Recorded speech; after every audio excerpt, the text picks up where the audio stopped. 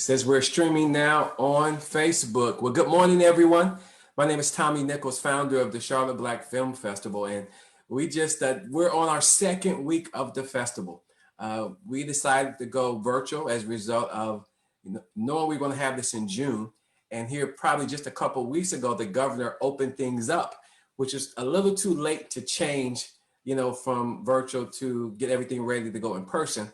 So this is our second week. 100 films in 11 days, and just been having some great panel discussions centered around many of the films that were submitted this year and were official selections. So today, the film that we're talking about is Finding the Cornerstone, which is a unique documentary about the history of this Black architect. And I was hoping the filmmaker will show up here today as well to talk about that film. But we have two Black architects in the city of Charlotte, which is kind of interesting. Architects are always in the background. You always see their work and not them. So we're changing the narrative with that, and we're bringing Black architects to the front, so you guys get a chance to understand who they are, what they're doing, what they've done, and what it takes to be an architect. So with that said, and here goes Mr. Roberta Washington's coming in. I believe she's an architect as well, and it's always great to have a female architect here as well. So welcome, Ms. Washington. And so what I want you guys to do, we're going to go around the room, and I want you to kind of introduce yourself, where you're from, and how long have you been in the world of, I've been an architect for how long? And so ladies first, Ms. Washington, we'll start with you. Unmute yourself first. Yes. That helps. Hi, I'm Roberta Washington. I have been an architect since, well, I would say I've been in business for myself for about 35 years. And I am from North Carolina. I went to school at Howard. I graduated with a bachelor's at Howard in architecture, and then did a year at Columbia University, where I thought I was interested in, and I was, in hospital design. So I have a master's in hospital design. I worked in New York for a while. I then left New York and went to Mozambique, which is like a long way to go for a job, but it was worth it. And I worked in Mozambique doing health facilities and schools for about 4.5 years, and came back, and shortly after started my own firm. I'm located in Harlem, and I've been doing schools, residential buildings, cultural buildings, some historic preservation projects, and various things that both are in New York and in Harlem, and sometimes in other cities. I've worked in New Haven, and I've worked in Newark, and I've worked in Mount Vernon, New York, but mainly doing the same kinds of projects. So that's my story. Good, awesome. Jimmy, we'll start with you. Okay, I'm Jimmy Norwood, and I have a practice here in Winston-Salem, North Carolina. I haven't traveled as much, but I think that's great. Congratulations. My time has been spent here in North Carolina. I attended UNC Charlotte, so familiar with Charlotte, but I'm now in Winston-Salem. Have been here 30 plus years, have had my practice for 25 plus years, concentrating mostly on higher ed, K through 12, office. So residential would be more commercial residential, apartments, those things. Small firm, but we've done quite a bit, do a lot of municipality work, work a lot with the city of Winston-Salem. Most of our stuff is within a 100-mile radius, and we really enjoyed it. That's pretty much my firm and where we are. Good. Mr. Moore. Thanks for having us on this discussion today. Watched the film, and it was amazing. But the unique thing is, like, we all share the same story, similar stories as Black architects.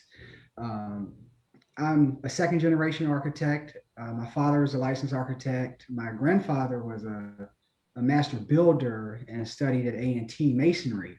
That was back when most professional blacks didn't even know what the term architect was, but they knew what a builder was and they knew what a mason was. So he's a masonry. So I was kind of born into the profession. I remember as a 3-year-old, 4-year-old kid measuring crawl spaces in old church buildings for my father. Wow. My father, he practices in Lynchburg, Virginia. I'm from Lynchburg, Virginia. Went to school at the University of Virginia, studied architecture there, and did 1 year at the University of North Carolina at Charlotte, similar to Mr. Jimmy at UNC Charlotte for architecture school.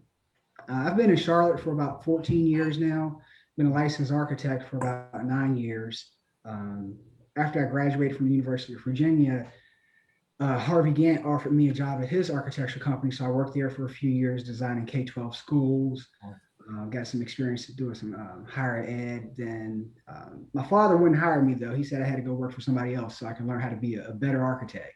Because he said, I've already taught you everything I know. It's time for you to learn on your own. So I hopped around firms doing healthcare, hospitality, restaurants, hotels, got back to K-12. Then I hit a point in my career where it was time for me to go out on my own. I felt like in Charlotte, there weren't enough Black architecture companies. Once Harvey closed his company, you have Darrell Williams with Neighboring Concepts, and I look up to those guys, but there's a void in the market of Black architects providing architectural solutions to Black clients. So I felt it was time for me to fill that void and go out on my own. More architecture, we currently have 3 offices, one in Lynchburg, one in Charlotte, and one in Raleigh. But offices, I mean, it's just 4 of us. So you kind of you have to run your own show. But it allows us, like Jimmy said, to cover a 100-mile radius. So if we have somebody in Virginia, Raleigh, Charlotte, we can cover geographically the entire states, or from North Carolina to Virginia, and would be readily available. Once you start getting outside of that 100-mile radius, it's sometimes the projects just come too far to be readily available. Interesting. And my brother, I have a twin brother. He's also an architect, and he practices in Atlanta, Georgia. And he's part of the state level architectural high school curriculum. So he teaches architecture and he practices it to help increase that pipeline. So thank you for having us on this call. Good. So tell me about this, because when you think of architectures, and I think architect, many people don't understand as much. And I heard you guys mention about different segments of being an architect. I heard you mention hospital, heard someone mention K through 12, heard someone mention government. Talk about the different segments as an architect that's available to individuals who are out here, and why is it important to maybe have a specialty in the field itself? Jimmy, we'll start with you. The different, I guess, clientele would be the thing I would label them as, and I concentrate on higher ed, K through 12 office building. I wouldn't say specialty, because when you're small, you can't specialize. Now, there are some large firms that do specialize, but I've chosen those 3. So if you would say specialize, I would probably do 3, which would be those. And it's just because that's the nature of what's out here. For instance, hospitals are not something I would delve into because I don't have that experience like Ms. Washington has. There's various components to each one of these, and you have to become astute on each one of them. If not, then you kind of drop the ball. At least that's what I've been taught in the way it was. And I worked in firms that concentrated on parking decks, and that's what they spent a lot of their time. And they did a lot of parking decks, and they did higher ed, but they specialized in particular areas in higher ed. Wow. Miss Washington, that's your story is just amazing to me, because the range of your travel during your business. I did a missionary trip one time in Jamaica to rebuild a church that was destroyed by a hurricane. The way that they construct their buildings there versus here is like completely different. In that same vein, with the different segments of what you have done, talk about that, especially what you've done overseas and the differences that you experienced, or how you had to adapt in both environments. Well, I ended up, first of all, going overseas because Max Bond, who was the Black architect who had the biggest firm in New York, was also a teacher at Columbia. And when I was graduating from Columbia, he was organizing a trip for students to go to Africa, to Ghana, where he had worked for the newly independent government, right? And I was so impressed with that I thought I wanted to do that. I wanted to do what he did, but I had to pick a different country because that one already. So when Mozambique became independent, I was the first American to go there to work for the government. And I was the first Black architect who had worked in Mozambique. But it was like a whole different thing because in terms, it was very different from what I was used to because they didn't have the range of materials.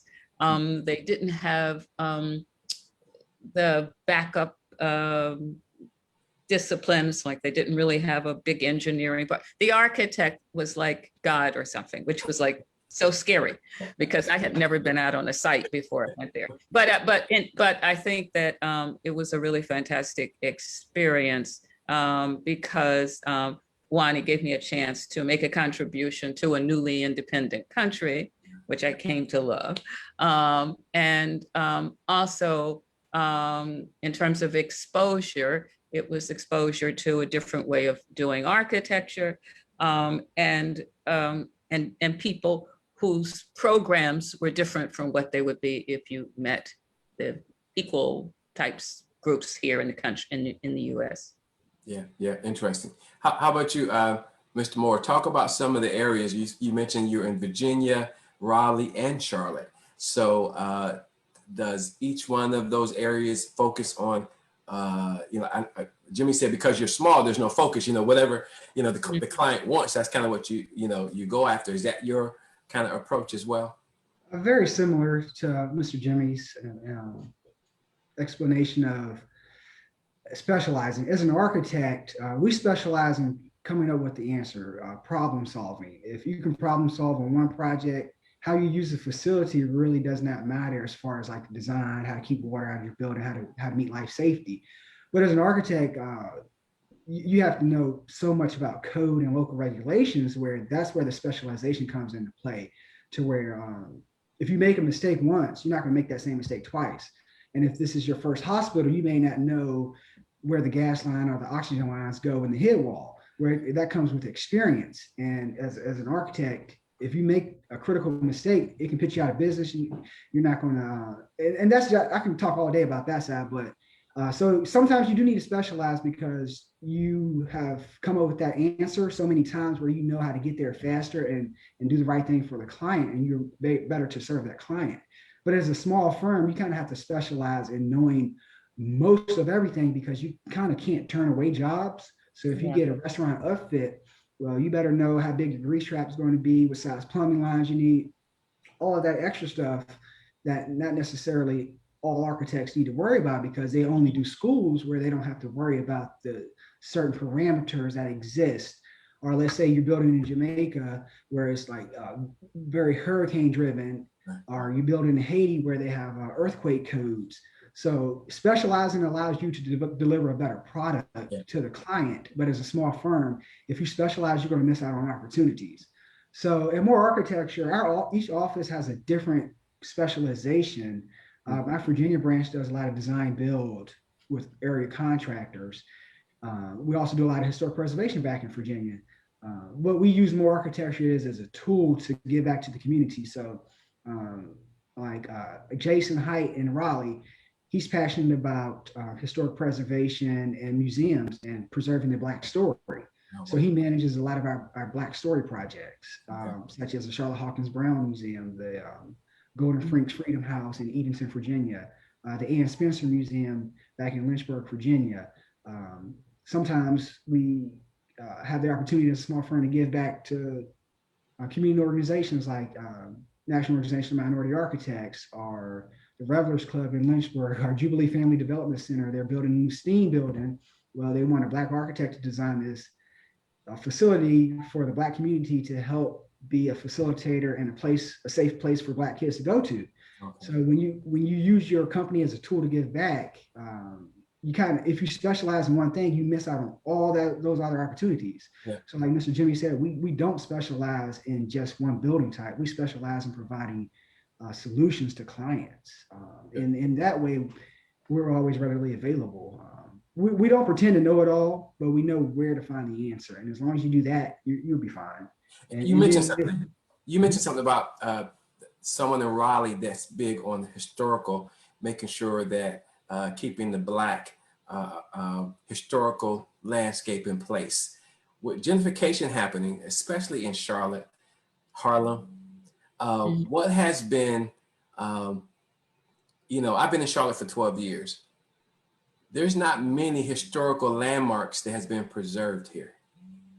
Talk about how gentrification has changed. Has it changed?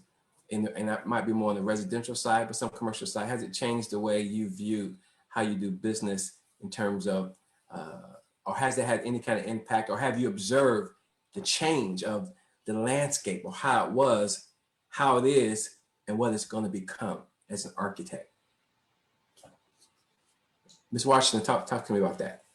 Well, okay. I'm thinking because there have so many things, there's so many different areas in it.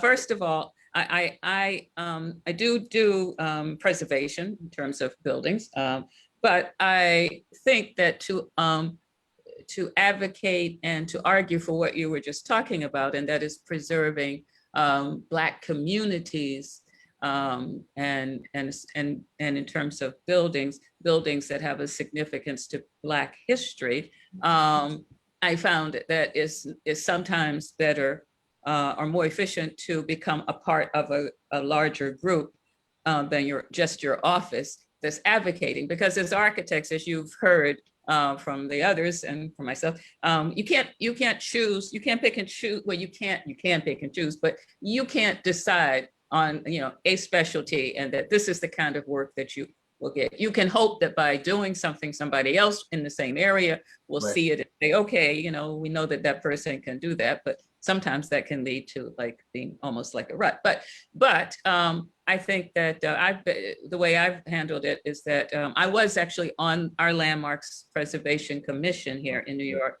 for 7 years. But still, it's still not enough Black folks were on the committee. And I still didn't feel like I made as big a dent. So now I'm part of an organization that's Black folks and white folks, but people who want to make sure that things in Harlem are preserved. And so it's called Save Harlem Now, with an exclamation point. And the idea is to fight for the preservation of buildings in Harlem, and to talk about the fact that so many buildings and districts, so many more buildings and districts are landmarked and designated in other areas of the borough rather than Harlem, and so it's like looking at it from that standpoint. And in work, I try to still get that work. I go after that work, but I just think there's not enough. I did do the African Burial Ground Interpretive Center, which is a monument here that recognizes Black enslaved people. And it's good because a lot of people like myself before that didn't realize that there were slaves or enslaved people in New York. Interesting. If I might add, at the same time, even in smaller areas in North Carolina, the area I'm from is small. You have a lot of small towns. And I think education is something that is missing. And when I say education, that is educating our communities that those buildings are landmarks. I know I'm from a smaller town than Winston-Salem, and some of the schools, the one-room schools that were Black schools, have just gone away by the wayside, or even some of the small stores, which to me added to the fabric of the neighborhoods. And it didn't seem to be an issue when it was brought up before the council to wipe this out. Wow. So I think education for our people to understand that these contribute to what made us who and where we're going. And that becomes devastating to me when I just see it. And being an architect, you see this building and it's wonderful. It's a beautiful building. It's something that made people, but it's hard to, as Ms. Washington said, to take it on yourself, because you have to carry the banner and try and convince folk that, hey, this is worth saving, when it's just a dilapidated building. But in reality, it was life at one time, and it persevered until it got to the point where it's starting to fall apart. And as Mr. Moore said, I'll stay off of that because that's something I can go on days about. Yeah, good. Well, Mr. Moore, you're in Charlotte, and I tell you, in Charlotte, I mean, anything that has any significant attachment to Black culture is gone. I mean, help me. There was the African Museum used to be at the AME Church here, and they had 2 shotgun houses there. And now they're doing a development on that property. I tried to get one. I teach an after school program. I have a nonprofit to do coding, STEM, it does all that good stuff. So we wanted one of these shotgun homes to turn into a smart home. So we can take that shotgun house and turn it to a solar smart home, right? And for education purposes. And I forget where it ended up going, but it's very interesting when you look at Charlotte. Talk about what you have experienced in the Charlotte market and as relates to, I'm sure Virginia has a lot more, but in Charlotte, what have you seen? Oh, Tommy, that's a loaded question. I'm sure Mr. Jimmy and Ms. Roberta, I mean, we could talk for hours about gentrification and the importance of historic preservation, but at the end of the day, it's a money thing.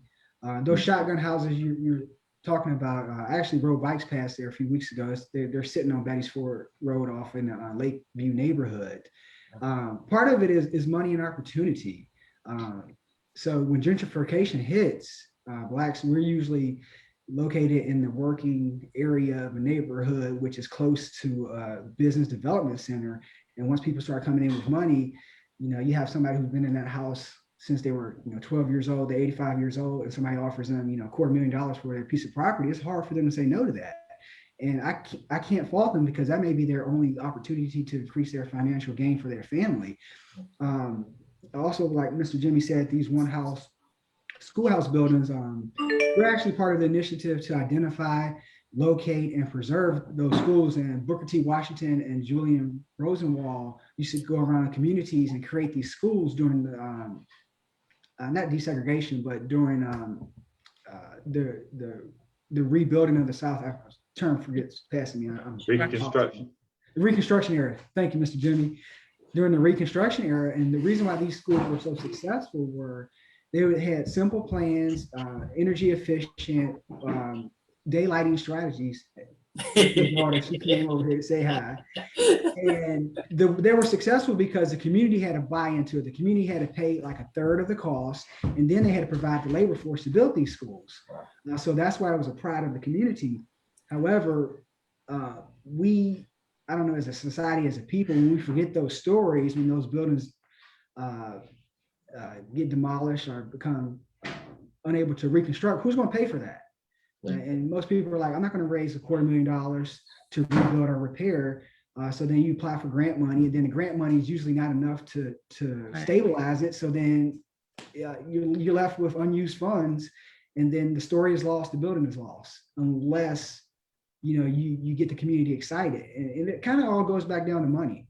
And if our community doesn't have enough money to preserve those stories, similar to Mr. Wallace A. Rayfield, the architect, it was funny watching that film, because I'm sure we all have gone through those exact same struggles and hurdles.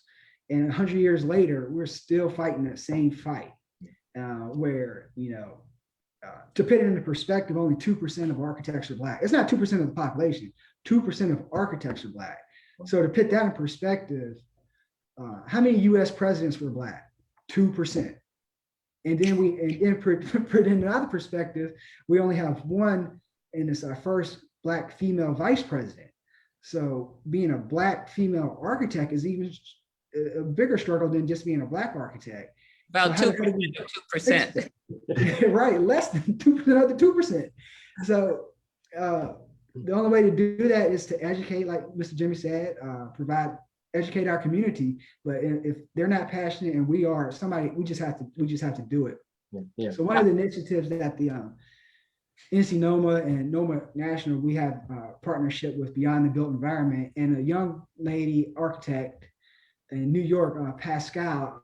You probably know her, Miss Washington. Yes. Started with the Say It Loud campaign, where we're going to highlight, identify, and preserve all these Black architects, minority architects, designers, because when you search for us online, you can't find us. Our stories are forgotten, and unless we celebrate it, nobody will. So it's up to us to carry that burden. Yeah, it's interesting when we talked about education. Also talked about the preservation organizations in every city. We have that historical organizations in every city, but I think Ms. Washington mentioned earlier, it's not their majority non-Black. So just a few African Americans might be there. How can we then tie in the history and education? What would be the way in order to encourage it, or who should be responsible for getting the message out about this dying history that's happening through these buildings? Who should be responsible? Well, since we know about it, so not that we, I think, put that time into our daily schedule, but since Black architects know about the problems and can see the inequities in getting money to do preservations and spreading the word, I think it sort of falls on us to be part of the group who's sounding the alarm, because we know, and other people aren't thinking about it and aren't realizing it. So I think that responsibility, whether we want it or not, is one of our responsibilities, I think, just to sound the alarm, but it's not to say that, our firms necessarily are the places where the problems are resolved. And that's why I think being a part of another local group of folks who are very interested in resolving the situation or working towards a solution is an answer for me. What is the future? What does the future look like? When you think about, I'm a technologist by trade, so I'm always visualizing the next in terms of apps or in terms of AI. As architects, do you visualize the next? What does that next look like in terms of structure? What is unique about that particular structure that we don't have today? Jimmy, go ahead. I see you're ready. I think it's going to be smart. I think that the things, you're going to walk in, you're going to tell your place that you live that's now living what to do. They already have some of those things. So it's hard for me to kind of comprehend, because I'm kind of stuck back in the days when I remember having to build a fire. That sounds crazy, but I grew up in a small town, so you still where you built fires. But now, I'm driving down the road. I want my lights to come on. I push a button, and it's ready when I get here. So I think that's what's going to start happening. I think the other thing is that the designs are going to have to be smarter, because we're going to have to deal with climate change. Even though some folks say it doesn't exist and that it's a hoax and it's fake news, it's real. We're having a heat wave now in June, and it's just unbearable in the western part of our country. So I think being more concerned about those things, and I recently heard where we as African Americans, Blacks, we bear part of the brunt, or a great deal of brunt, because of where we live and where we exist, and we're actually reaping, I wouldn't say benefits, but definitely the fallout from some of the things that happen. So I think being more cautious and more concerned about how we design and what we design is going to be really important. Anybody else? Yes, this is the future, what the future is going to look like for architecture. I'm going to try to convince one of my daughters or my son, I have 3 kids, to become an architect. Do they have a choice? Let me ask you and your brother didn't have a choice, do they? We had a choice. but it's an easy decision to make. It's kind of like you got a choice to clean your room as a kid. Do you want to suffer the consequences? The choice is always there, but do you want to get in trouble or not? Did you have sisters and brothers? Were there just the two of you? I have a sister, older sister. She's in the military. She's Okay, a okay. major in the military. And was she influenced at all by what your father? Absolutely. She was influenced, but she had a different upbringing than my brother and myself. Different times with our family. Okay. I'm sure my story isn't unique. It's a typical single parent household family story. So she had to make some sacrifices early on that my brother and I could focus on other things like education and architecture. But actually, she's going to retire from the military in a few years, and she's already identifying how to incorporate her skill set into the family business. So she's thinking about becoming an interior designer into the family business. But I kind of agree with Mr. Jimmy on that. The Internet of Things, smart homes, energy efficiency, LEED, all those things are going to be important because as an architect, we're responsible for the built environment, and the built environment contributes the most to global warming. So unless we make a change, we're not going to have a habitable planet. And architects are on the forefront to make those changes. Similar to like what Ms. Washington said, it's in the front of our mind. We know the problem, so we have to come up with a solution. If we ignore it, that's on us. That's called negligence. That's not errors and omissions. That's negligence. So we can't be negligent. We have to do something. There are going to be some architects that are going to sit on the sideline, and then some who are going to step up. You kind of need both. I think the future of architecture, and I'm sure we all share the same story. In high school, guidance counselor told me I wasn't smart enough to go to architecture school. And then in architecture school, we were told this is a white man's profession. You would never make it out in the real world. Then we finally get hired. Then we're underpaid compared to our white counterparts. And then get licensed, and then they say, well, you're a Black architect, you're not a real architect. Didn't matter. They don't care about your GPA. They didn't care about passing the exams. You met all the qualifications, so you met the standard, but you're always going to be diminished. So we all hit that point where we're like, you know what, I'm just working for myself so I can control my own destiny. And I'm sure, Mr. Jimmy, you had that conversation with yourself and Ms. Roberta, where you kind of got tired of being pushed down, tired of hearing the no's, and said, if I'm going to do this, at least I'm going to give back to my community. I'm going to do it for our people. I'm going to do it for us. And the fortunate thing, like seeing Mr. Rayfield's architectural story 100 years ago, we are still going through the same things today. I had a contractor a year ago during a site meeting told me he was back in my day, we'll find the biggest tree on site and just hang people like you on it. And he got fired that Monday. But I mean, this ain't 1900, this is 2020, and we're still going through the same thing. Wow. So the future of architecture is increasing that pipeline, diversifying that pipeline, and then not allowing them to make us quit. Because when we quit, they win, and we can't quit. It's a hard fight every day we wake up. And it's tough, but we can't stop, because when we stop, the next generation, you go to a middle school, and I'm sure Mr. J and Ms. Roberta, y'all have done the career fairs, and the kids, you ask the kids what they want to be, they say either a football player or a rapper, because they don't even know what an architect is. So we just have to be here. Sometimes that is the fight, just being here and being a Black architect. You don't have to save the world, but sometimes your presence is almost enough to motivate the next generation.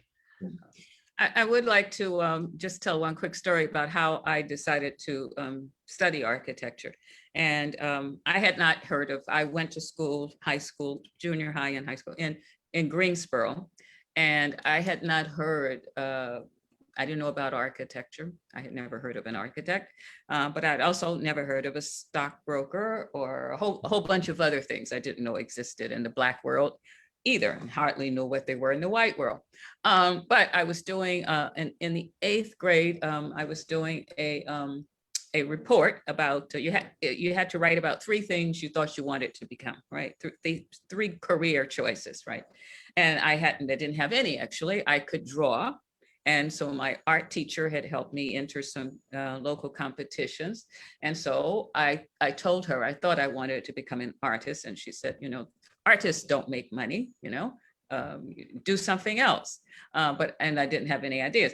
So then I thought become an art teacher because she was an art teacher. And I didn't have a third choice. And my mother set up a person for me to interview. And it was someone who was teaching at A&T and had moved in a house which was used by teachers at A&T. And he was only there for a year. And I don't even know if she actually knew what he did. But she said, you know, go and see Mr. Gray. And he can, you know, and interview him. He says he'll let you interview him. And Mr. Gray was an architect, and he taught at A&T. And so I went there, and I asked him what they did and who he was and what it was, because I was desperate. I had to have a third thing on my list. And he said he was an architect, and I said, what does that mean, and what do you do?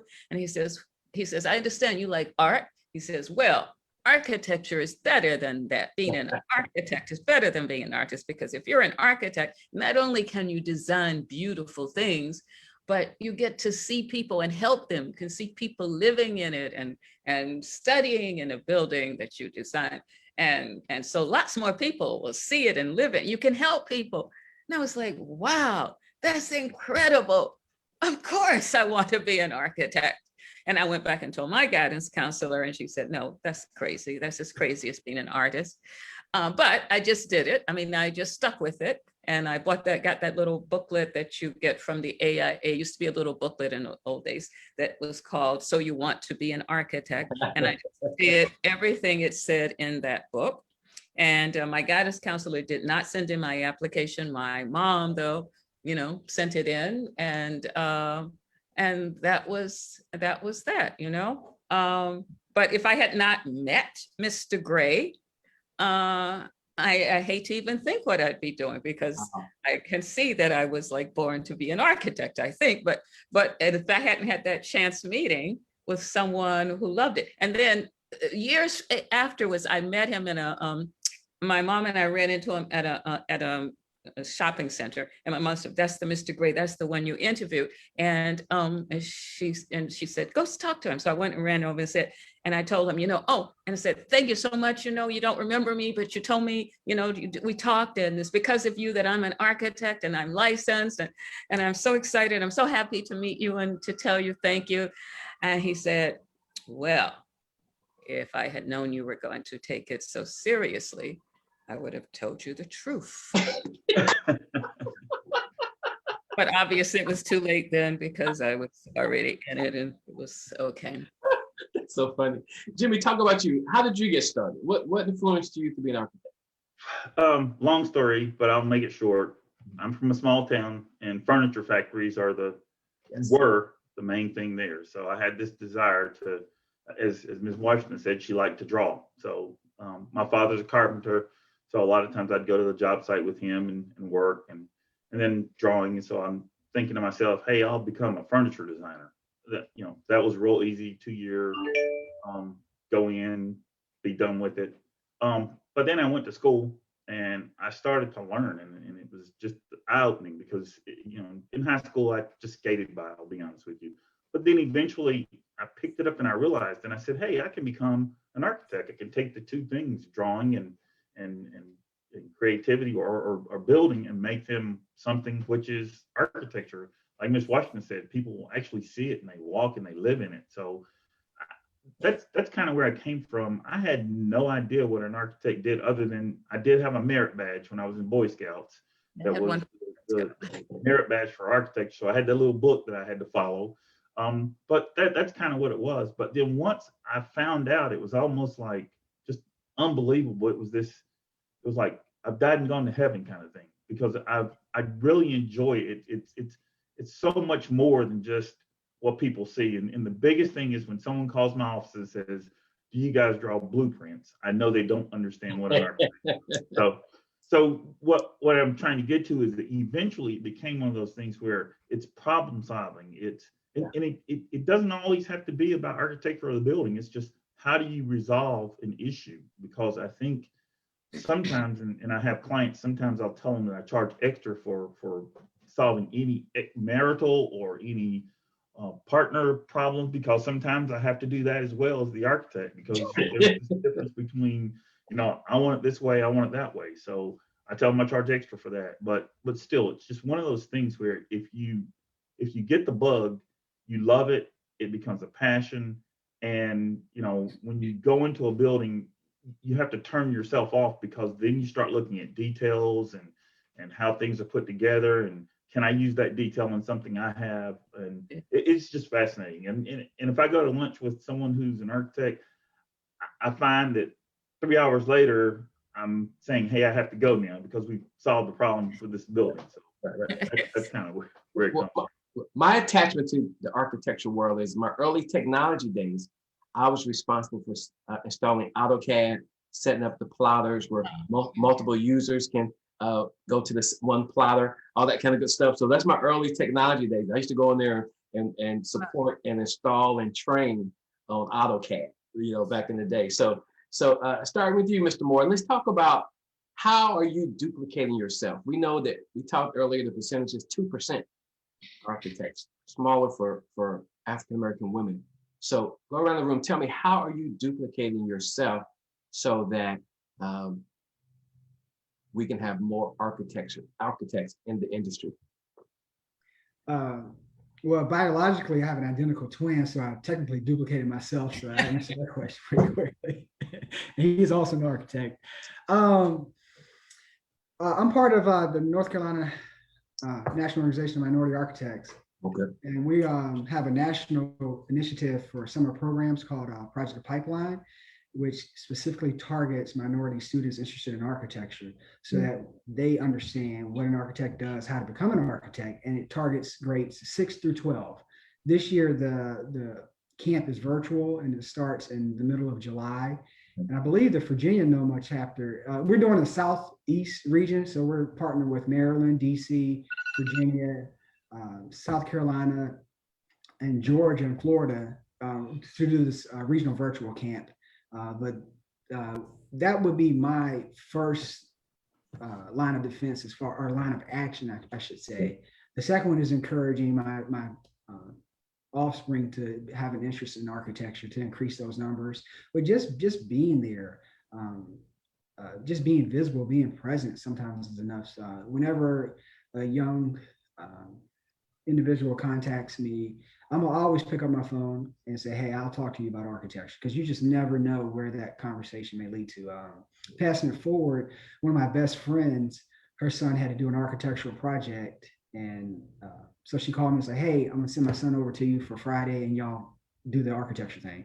And had she not known an architect, he probably would have had a difficult time completing his assignment. So just being available is how we duplicate the efforts and try to get those numbers. Another thing that we're trying to do, so if you want to be an architect in North Carolina, you have to go to NC State or UNC Charlotte.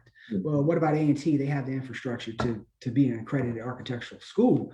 So part of NOMA, we're trying to find and push that accreditation process. Okay. So that barrier isn't there. In Virginia, you can go to UVA, Virginia Tech, or Hampton. So there is an HBCU component to architecture.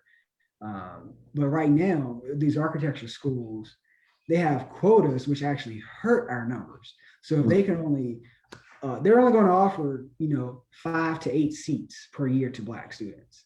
Wow. And I mean, that's whether you're qualified or not. I have stories I don't know if I might push that. I'm going to jeopardize my opportunities to get higher ed projects, Jimmy, if I talk too much. Amen, preacher. How about you, Jimmy? How are you duplicating it? I try and participate in all the career days that I'm asked to. That's probably one of the biggest things that I do. It's sometimes a little more difficult because I have to deal with K. When you in your grades 1 through 6, you have to be creative to get them. 7, 8, it's a little easier. But once you get 9 through 12, it's hard because at that point in time, things have kind of been made up and you haven't really been on the path that you need. But I do try and express to folk. And when, as Mr. Moore said, when someone calls and says, can I come and shadow you for the day? I'm like, you're more than welcome to shadow me for the day. And I try and follow up and make sure, hey, and I tell them the whole story. As Ms. Washington said, Mr. Gray said he would have told the whole story. Well, I do tell them. I mean, it's not a glamorous life. It is one you have to love, and there's bumps and bruises that go with it. But at the end of the day, when you can go in and see that building that started out as nothing, or one that was nothing and turned into something because of the renovation, that to me is the rewarding. So I try and explain to all that come through that I work with.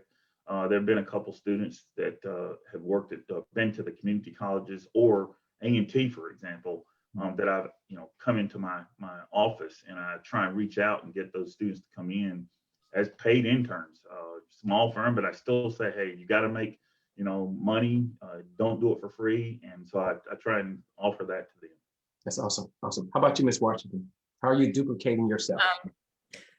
Well, not an exact duplication, but encouragement to guys and gals who are thinking that they want to do it, who I find out about. But I also work with NOMA. I was the second female president of NOMA in 1997, an ancient time ago.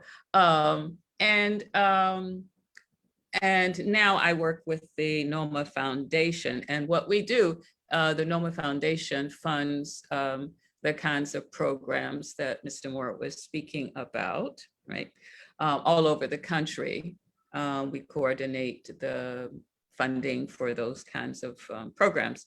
And I think that having that pipeline opportunity, having a chance to participate in one of those programs is really, really important for young people everywhere. And so I'm just wanting to make sure that those kinds of programs exist in more places and that they continue, and that more people know about NOMA, and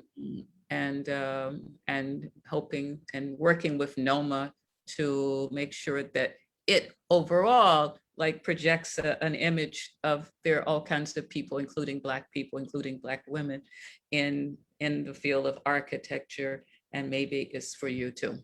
Good. So we're going to close out, but let's say, for instance, and I really want parents, encourage parents to share this Zoom video with younger kids, their children, or just encouraging young individuals. Here's a career option for you. This is a viable career option. What would you tell the person that's sitting there looking at this video? What would be your advice to them? They want to follow in your footsteps. What would be your advice? If they have already decided to become an architect, Yes. What to do, or they're still thinking about it. If they have already decided, then I think it's about deciding where you want to go to study. I think that's the next step. If you've actually decided, then figure that out.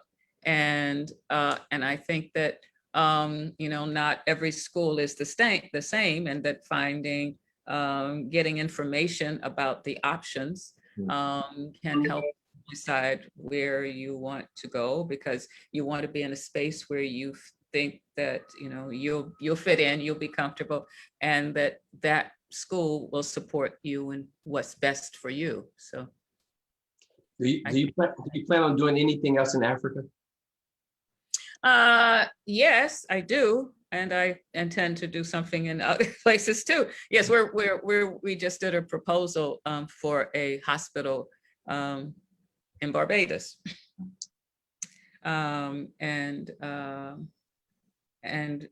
Yeah, but I'd like to go back to Africa, and I have other ideas for Mozambique. Great. So I think, yeah. But once you settle and start a firm, it's sometimes, it's, and you get known for a certain kind of work, and you get certain kinds of work. When it's going good, you want to stick with that for a while until you do something else. But I'd love to go back. Yeah, I think that was when I talked about segments of the industry, meaning, those things that you know it for, that you've done well, You know what I mean? And when you Yeah. and you place in your proposal, and oh wow, that you get the wow response to your proposal because of what you have done. Mr. Moore, talk about it. What would you share with young individuals who are, looking, or let's say they're on the wall, they're not for sure, but about becoming an architect? What would you say to them?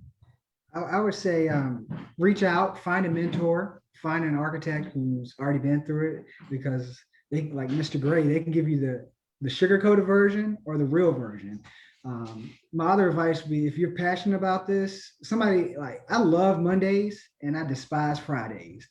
As an architect, I can't wait till Monday so I can get back to work. And I did a trip, we did a Father's Day trip, and I told my wife, all right, I'm gonna leave my computer at home and I'm not gonna do any work. And then sure enough, when we drive up there, my phone is ringing. And I can't say no, because like Miss Washington said, once you become the trusted expert of that specialty, your phone is gonna ring, so you better answer. And if you're good at providing that solution, you keep doing it, because those calls stop sometimes. During the recessions, those calls come few and far in between. My advice to the next generation, if you're passionate about this, I don't consider this work. I never plan to retire. I love what I'm doing. I enjoy what I'm doing. And as an architect, you can pick and choose. It's so wide open. If you want to design restaurants, if you want to design football stadiums, if you want to design, one thing we don't design, I don't do prisons, and because it politically and socially, I disagree with that. But at the same time, as an architect, it's wide open. You can create whatever experience, whatever job you want, and you will never have the same day twice. If you like easy, be a mailman. You're going to do the same route every day. You're going to deliver the same packages every day. If you want to challenge and give back and see your growth, become an architect. When you drive through your city and you're riding with your kids or your friends or your family, and you said, we did that, we did this, we transformed this community with this solution, we renovated that facility, like Mr. Jimmy said, and we transformed it from old to new, and look at this amazing thing. Our city is alive. But you can't let them stop you. When we walk out that door, we're going to get no. When we submit RFQs, we probably only get 10% of them. And 10% is a good number. 1 out of 10, that's pretty good. Yes. You probably don't even get that much. So you're going to get a lot of no's, and you just can't stop. You just got to keep on. Good. Mr. Norwood. The one thing that I hear from those that are on the wall is, I don't do math, I can't draw, I'm afraid that I don't know anyone that's an architect. So my answer is, I would argue you don't have to be the greatest artist. You don't have to know a lot of math. The only thing you have to be is creative, and have to be able to understand that creativity is what it comes down to.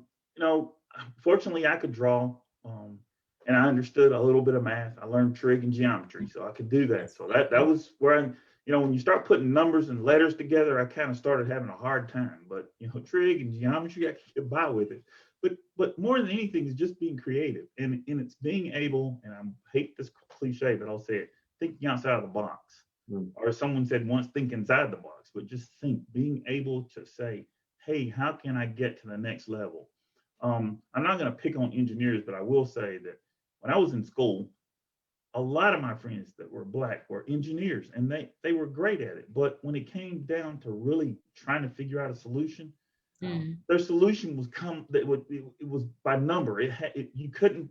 It's like, how did you come up with that? Well, I got a number. But when I said, here's what we could do, they were like, but you can't do that. But you can. And I need for you just to come up with the numbers of how it works. Exactly. I'm going to tell you how I envision it. And talking about future, this is what I'm looking for. Something that didn't exist before, and how do I get that resolved? So I want to teach, or I want to express that anyone that wants to be an architect should take off the thought process of, I can't do this, and say that anything's possible.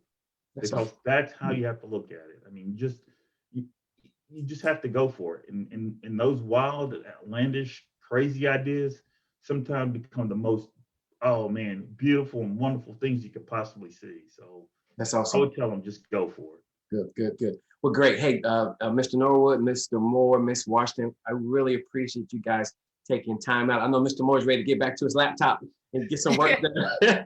Really appreciate you Talk guys. about these programs. The kids keep pulling me because they have an art camp they're supposed to get to. Oh, yes, yes. They're sitting in the car waiting for them. Come on. Okay, good, good. Well, we appreciate you guys taking out time of your busy schedule to share with us at the Charlotte Black Film Festival. I'm sure there's gonna be some questions. And so if you guys don't mind, and I think we do have a link to your, if you guys can put your link to your website on our Facebook page, Charlotte Black Film Fest, up under this Zoom, just so people can kind of see what we're talking about, kind of look at your website and follow you that way. Once again, I appreciate you guys for taking the time. God bless you and best to your success. Thank you. Thank you. Nice Appreciate meeting it. y'all. Bye-bye.